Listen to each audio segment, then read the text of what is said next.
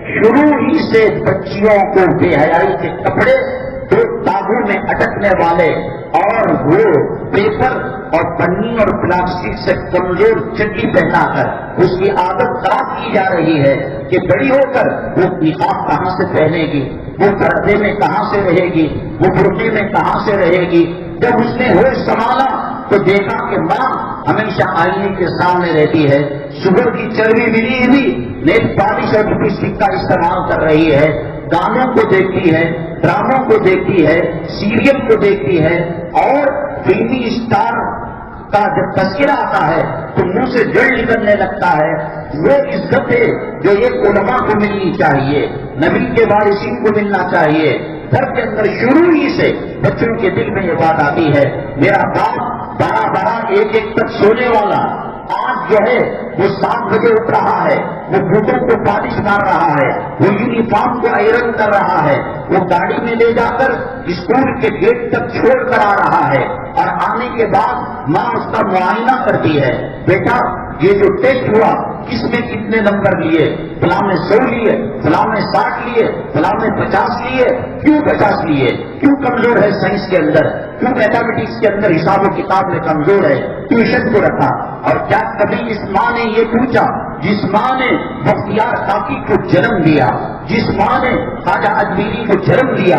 اللہ کی مسجد میں منبر رسول پر بیٹھ کر آپ کو اور یہاں آنے والے فرشتوں کو گواہ بنا کر کہتا ہوں، خواجہ اجمیری رحمت اللہ علیہ اگر ولی بنے ہیں، پیران پیر رحمت اللہ علیہ اگر قطب بنے ہیں، مولانا رشید احمد گنگوئی رحمت اللہ علیہ فقیر الامت بنے ہیں، حضرت تھانوی رحمت اللہ علیہ حکیم الامت بنے ہیں، قاری طیب صاحب رحمت اللہ علیہ حکیم الاسلام بنے ہیں، مولانا قاسم نانوتوی رحمت اللہ علیہ حجت الاسلام بنے ہیں، خواجہ اجمیری رحمت اللہ علیہ کو ولایت ملی ہے، امام بخاری محدث بنے ہیں، امام مسلم محدث بنے ہیں، امام ابو حنیفہ رحمت اللہ علیہ اگر وقت کے امام بنے ہیں، اور قیامت تک کے آنے والے فقہ کی جزئیات کا انہوں نے حل نکالا ہے، اور فقہ کے ہیرے جواہرات کا انہوں نے دسترخوان بنایا ہے۔ ان تمام چیزوں کے اندر آپ دیکھیں گے ان کی ماں کی تربیت اور ان کی ماں کے جو ہے دینی ماحول کا اثر تھا۔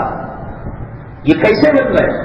حضرت مولانا الیاس صاحب رحمت اللہ علیہ کبھی ٹھنڈی آنکھ کرتے اور کہتے، کہاں وہ گودیں بانجھ بن گئی، کہاں ہی وہ ماں جن کے دودھ کے قطروں سے ان کے جسم میں بچوں کے پکا طہارت منتقل ہوتا تھا، دین منتقل ہوتا تھا۔ ہر وقت ان کی نگہداشت کرتے، کہیں شریعت کے خلاف کوئی کام نہیں۔ بچہ ستایا، موبائل آپ نے دے دیا، بیوی کو دل نہیں لگا، آپ نے LCD خرید کر دے دی۔ گھر کا ماحول جہنمی بنا کر اس جہنم کے ماحول سے کیا آپ پیران پیر کی طرح اپنے بچے کو دیکھنا چاہتے ہیں؟ خواجہ اجمیری رحمت اللہ علیہ ایک مرتبہ،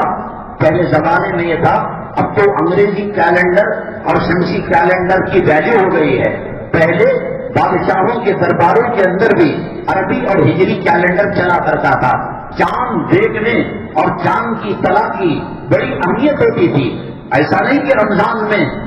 روزوں کے لیے دیکھ رہے ہیں اور روزہ ختم کرنے کے لیے 29 کو عید الفطر کا چاند دیکھ رہے ہیں، ہمیشہ ہر مہینے کے اندر چاند پر نظر رہتی تھی۔ خواجہ اجمیری رحمت اللہ علیہ جب چاند کو پہلی دیکھتے ماں کی قدم بوسی کرتے، قدم بوسی کا مطلب آ کر معانقہ کرتے، آپ ہاتھوں کو بوسا دیتے اور عقیدت سے کہتے، ماں مبارک ہو رجب کا چاند نظر آ گیا، ماں مبارک ہو ربیع الاول کا چاند نظر آ گیا۔ خواجہ اجمیری رحمت اللہ علیہ تقریباً 90 لاکھ مسلمان کا غیروں کو، ان میں سے بہت سارے وہ تھے جو پہلے سے مومن مسلمان تھے، کچے تھے، اور بعض وہ تھے جو غیر اللہ کی پرستش کیا کرتے تھے، سب ٹوٹل ملا کر 90 لاکھ افراد کو انہوں نے مومن مسلمان بنایا۔ چاند کی مبارکبادی دینے گئے تو کہنے لگی ماں، بیٹے خواجہ اجمیری معین الدین چشتی، کیا تم سمجھتے ہو کہ تم نے مسلمان بنا دیا؟ بیٹے یہ تمہارا کمال نہیں ہے، بیٹا جب سے تم میرے پیٹ کے اندر آئے کبھی میں بے وضو نہیں رہی، اور جب بھی دودھ پلانا چاہا میں پہلے وضو کرتی اور آپ کو دودھ پلایا کرتی تھی۔ حضرت امام بخاری رحمت اللہ علیہ نابینا پیدا ہوئے، ماں نے کہا اے اللہ اس کی بینائی کو لوٹا دے، اس کی بصیرت و بصارت کے اندر چار چاند لگا دے۔ میں قسم کرتی ہوں کہ اگر اس کی بصیرت اور اس کا اندھا پن دور ہو جائے گا، بصیرت اور بصارت آ جائے گی، اللہ میں دین محمدی صلی اللہ علیہ وسلم کی خدمت کے لیے لگا دوں گی۔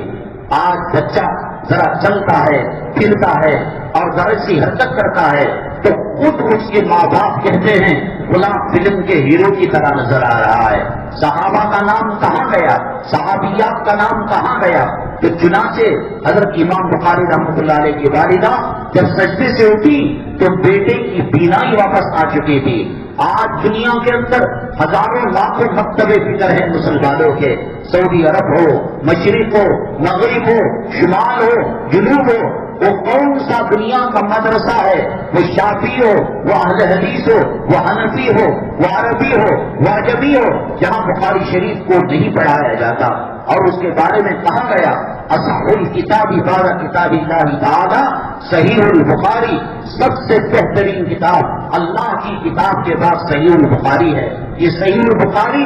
آج اگر ہم پڑھتے ہیں، مسئلے نکالتے ہیں، شیخ الحدیث اس کو پڑھاتا ہے، طلبا اس کو پڑھتے ہیں، تو یہ کمال حضرت امام بخاری رحمۃ اللہ علیہ کی والدہ کا ہے۔ حضرت سیدنا شیخ عبد القادر جیلانی رحمۃ اللہ علیہ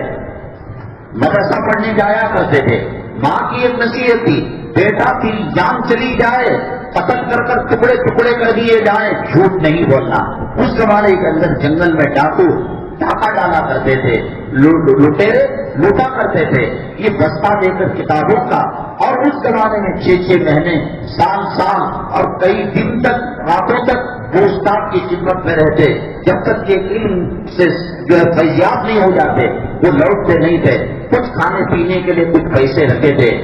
ڈاکوؤں نے جب تلاشی لی اس کے اندر کوئی چیز نہیں تھی، اور اس کے بعد کہا جاؤ فقیر کا بچہ معلوم ہوتا ہے۔ حضرت سیدنا شیخ عبد القادر جیلانی رحمۃ اللہ علیہ نے کہا فقیر نہیں ہوں، میں امیر کا بچہ ہوں، میں خود امیر ہوں۔ دیکھو میری ماں نے تھیلے کے اندر ایک چور جیب بنایا ہے، اس کے اندر دینار و درہم کو رکھے ہیں۔ چور اچک کے پریشان ہو گئے کہ لوگ تو اپنے مال کی حفاظت کیا کرتے ہیں اور یہ یوں کہہ رہا ہے کہ یہاں، اور اسے وہ چیز مل بھی گئی، تو کہا کہ یہ کیا چیز ہے؟ کہا میری ماں نے کہا تھا کہ جان چلی جائے سچ کا دامن نہیں چھوڑنا۔ وہ سچ کی برکت تھی کہ سارے ڈاکو ایمان لائے اور مسلمان بن گئے، اور ڈاکے سے انہوں نے توبہ کر لی۔ حضرت مولانا الیاس صاحب ٹھنڈی سانس کر کر کہا کرتے تھے اب وہ گونڈے بانج نظر آتی ہیں، وہ بچے خان خان نظر آتے ہیں جن کے پہلوؤں کے اندر اور جن کے گودوں کے اندر مجاہد جنم لیا کرتے تھے، شہید جنم لیا کرتے تھے، استاد جنم لیا کرتے تھے،